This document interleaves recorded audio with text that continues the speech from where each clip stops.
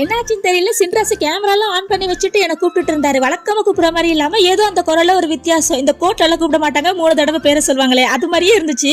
வந்த அந்த மாலோட மொழியே சரியில்லை, ஏதோ பின்னால ஒளிச்சு வச்சுட்டு இருக்காரு மட்டும் தெரியுது. அப்புறம் பார்த்தா KFC சிக்கன் கொடுக்குறாரு. இதுக்கு எதுக்குப்பா கேமராலாம் ஆன் பண்ணிருக்கணும்னு சொல்லிட்டா சும்மா தோணுச்சு அப்படின்றாரு. ரைட்டு பரவாயில்ல, நல்லா தேடிட்டு வரீங்கன்னு சும்மா ஷோல்டர்ல தட்டி ஃபன் பண்ணிட்டு இருந்தேன்.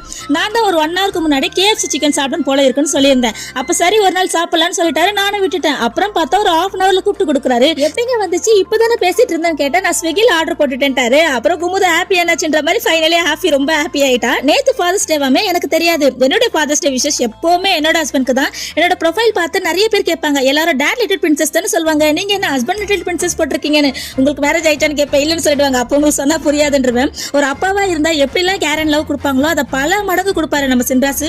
முதல் ரோல் அப்பாவா, அதுக்கு அடுத்து நல்ல நண்பனா, அப்புறம் தாங்க இந்த ஹஸ்பண்ட் ரோலே பிளே பண்ணுவாரு. அப்பேற்பட்ட என்னோட ரோமியோக்கு தான் ஃபர்ஸ்ட் ஃபாதர்ஸ் டே விஷஸ் எப்பவுமே.